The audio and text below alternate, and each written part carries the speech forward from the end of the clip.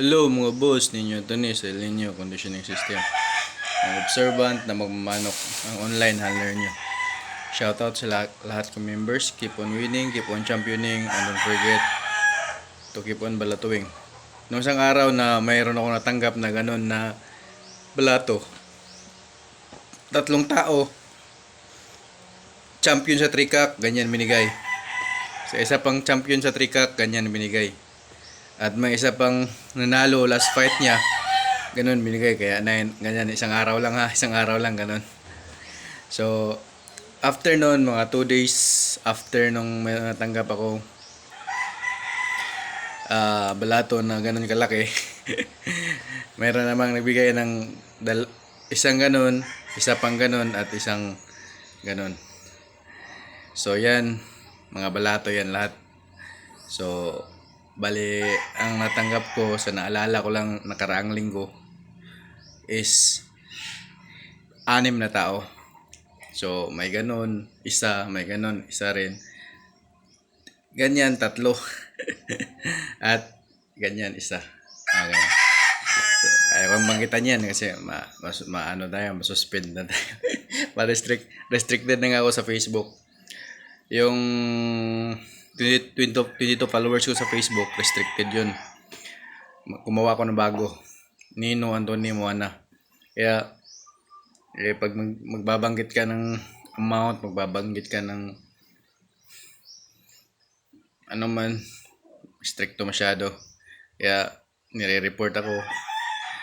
Kaya, okay lang yun kahit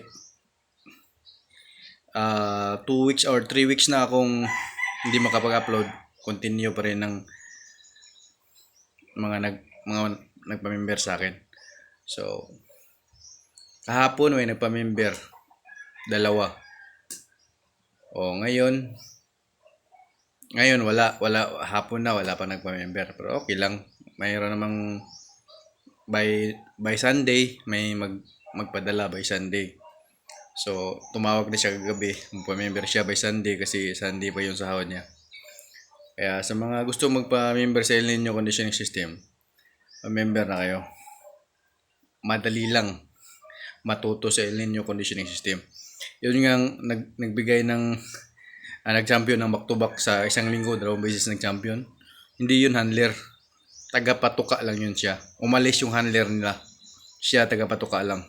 Pero 2 beses na nag-champion gamit sistema ko. Muntik na maging 3. Laglag lang para last fight niya. 3 beses mag-champion. Laglag lang last fight niya. Kaya dito sa El Nino Conditioning System, madali lang. Siyempre, ang sikreto may bayad yun. Yun yung mga ibang academy. Binabash nga sila. Ako, magbasa kayo, may nagbash pa dyan na member. Sabihin na hindi. yung mga nagbabash nun, mga dating estudyante nila yon. Hindi naging epektibo yung turo nila. Dito sa akin, 500 na sila mahigit. Magbasa kayo dyan. Kung mayroon pa nagbash na, sayang pera ko dyan. Ganun ang hingi ko eh. Sayang pera ko dyan, di gumalaw mo ko. Walang nagsabi yan. May talo. Pero, kita mo, masatisfy ka sa palo. May talo, hindi naman na maiwasan may talo eh. Pero, yung member ko, 90% winning sa mga member ko. 90% winning nila. May talo, pero minimal lang. Marami talagang panalo. Kaya dito sa El Nino Conditioning System, lamang po tayo palagi. So, may tackle ako. Bakit nga ba nauso yung mini-measure yung patuka ng manok? Anong rason? Kayo, kung anong rason bakit tinatakal yung patuka ng manok? Anong rason? Di ba, nung sisiw sila, ad libitum, walang takal-takal yan, ad libitum, para mabilis lumaki. Pagdating sa mature age, adult cock, or, sa bandang stag na, or bull stag, sa cock na, kinokontrol na ang patuka. Anong rason dyan? Ano bang rason? So, gumagaya lang tayo dahil sila nagtatakal na rin tayo. Di ba? Yun ang pinaka common.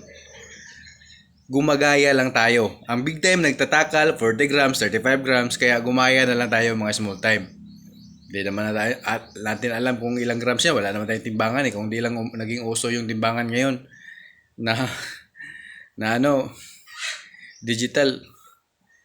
Hindi natin alam kung ilang grams ang pinapakain natin.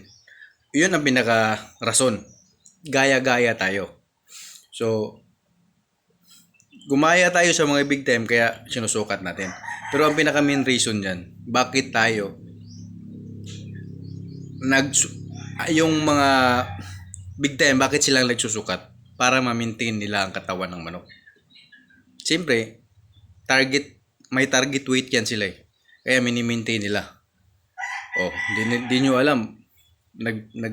Kaya kayo ng gaya ng timbang ng patuka. Mayroon palang tinatarget. Ikaw, backyard ka. Anong target mo? Anong tinatarget mo? Ba't ka nagkukontrol? Para makatipid. Oh, yun, tinitipid mo ng manok. Kaya ka nagkukontrol, kaya tinitipid. Di mo alam na ang gamit ng pagkukontrol ng patuka is nagtatarget sila ng timbang. Kasi big time ang ginayahan natin, derby ang nilabanan nila, kaya nagtatarget sila ng timbang. Ikaw nga backyard, di mo alam, gaya ka ng gaya, anong rason dun? Nag 35 grams ka, nipis naman ang manok mo. Manipis ang manok mo, 35 grams binigay mo. Hindi siya lumaki. Kasi yun ang limit mo eh. Nilimitan mo siya ng makakain na pagkain. Eh ang manok mo manipis. Eh di siya lalaki, di siya kakapal kasi naglimit ka na eh. Kaya kung ikaw manipis ang manok mo, taasan mo yung bigay na grams ng manok mo. Kung 35 ka lang, gawin mo ng 45 kung manipis manok mo. Kaya ang manok mo, alamin mo kung sinong manipis, sinong makapal na. Manipis, dagdagan mo yung patuka, makapal na, o yun ang ililimit mo na mapanatili yung buka ng katawan niya. Pero yung nipis, dagdagan mo ng patuka para bubuka siya. Kasi nasa patuka ang makapagpabuka ng katawan. O, kaya wag po kayong gaya-gaya kung hindi nyo alam kung anong rason bakit kayo nagkukontrol ng pagkain. Nagkukontrol lang kayo para gaya-gaya kasi yun ang nakikita sa big time, hindi nyo alam ang rason. Nagkukontrol tayo para may target na timbang ang manok. Pero ikaw na backyard, huwag ka mag-control kung manipis ang manok mo. Bigyan mo ng maraming patuka para lalaki ang manok mo. Kung gusto mong bumuka ang katawan ng manok mo, bigyan mo ng maraming patuka.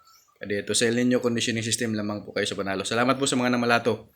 Sa nakaraang linggo, ang namalato sa akin ay 6. Ang natandaan ko parang 7 ata or 8 ba.